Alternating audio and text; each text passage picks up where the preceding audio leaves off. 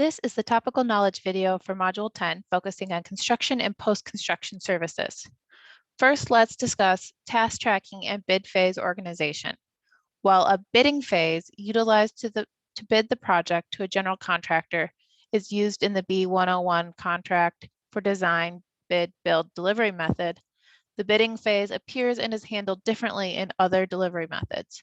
In a CM delivery method, the process has basic similarities, utilized to collect subcontractor bids and sometimes within multiple packages. However, there is less similarity in this phase as to how it's utilized in the design build method and other delivery methods because some subcontractors are involved earlier on in the process. So the pricing process is less isolated and less formalized into its own phase. However, the logic of the information development process is primarily the same, though it may be repeated in different sequences or in multiple sequences. No matter which delivery method is being utilized, the following should be true. The bid set or bidding documents, some particular document set will be used as designating a baseline for bidding, some particular scope of work. This importantly ensures that any and all bids you're receiving and that come in should cover the same scope of work. So when you're comparing bids side by side, you're comparing apples to apples.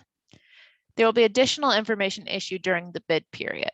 There will also be additional information issued after the bid period, but it'll be treated as a change to the project. Maintaining clear distinction between the before and after of any and all bid dates is crucial to the clarity of and management of the CA process in the architect's workload. Tracking all changes to the bidding baseline set is crucial to the architect's ability to make any changes in cost or time that will impact the construction cost and contingency. So those four things are all true no matter which delivery method is being utilized in regards to the bidding phase of the project. Whether bidding is completed all at once or is repeated several times for different scopes of work, the process is relatively the same. Comparison to the budget and crossing of the threshold defined by paragraph 6.4 in the B101 contract is repeated until the full project scope has been priced and contractually committed to. So paragraph 6.4 states, if the bidding or negotiation phase has not commenced within 90 days after the architect submits the construction documents to the owner, through no fault of the architect, the owner's budget for the cost of work shall be adjusted to reflect changes in the general level of prices in the applicable construction market. So as explained by the commentary in the B101 contract, even a relatively short delay can have a significant impact on construction prices.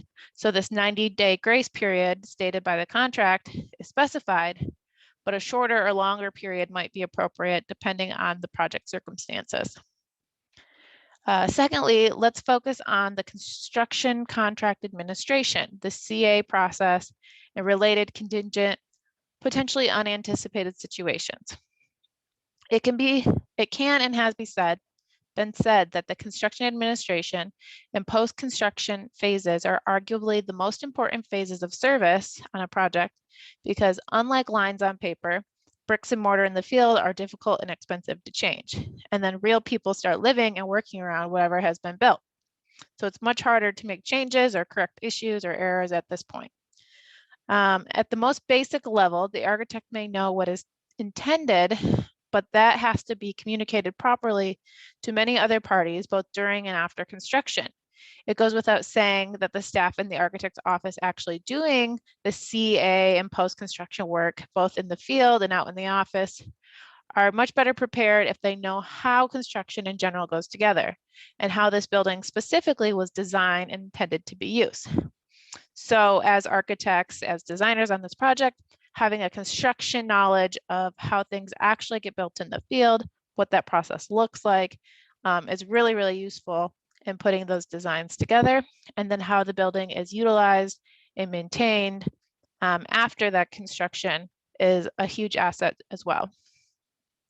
But even more importantly, the construction administration and post-construction phases are important for us to discuss in terms of professional practice because they are far more variable and quickly changing than the preceding phases.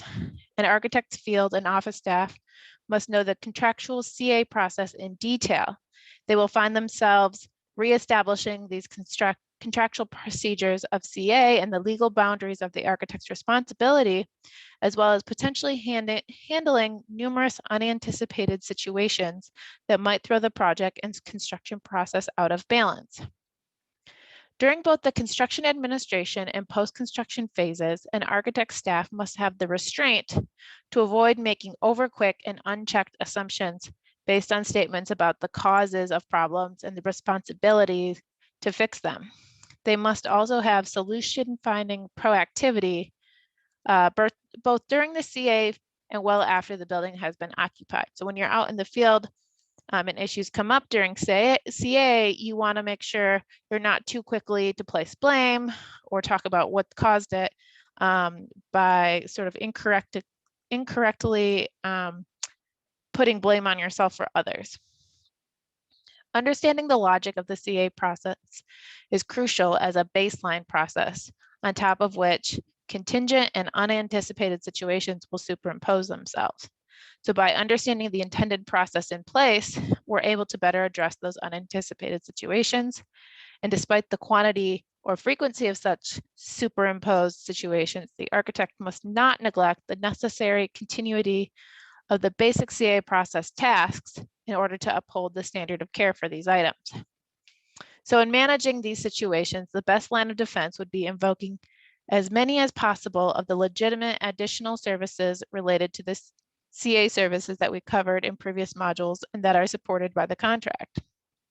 The more typical approach is trusting flexibility in staffing to absorb CA workload, quantity, and issues severity in order to avoid risk resultant construction delays or additional costs, which can frequently come back to the architect as claims by the client or contractor.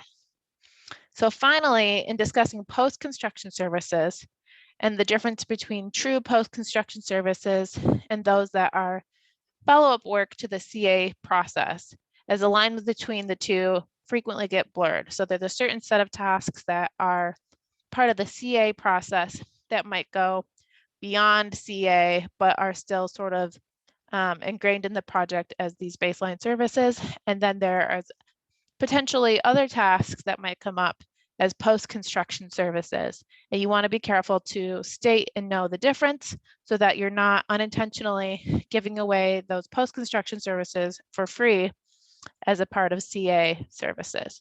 So the B101 contract mandates that an 11-month warranty review, which is included in basic construction administration services, so those basic CA services.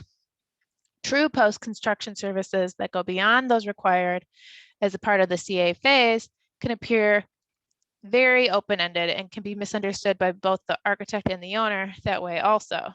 So specific agreed upon owner goals need to be defined for the post-construction phase that can be qualified as a fee the owner is willing to pay for versus the inevitable construction administration follow-up items that tend to linger past the contractual CA deadlines.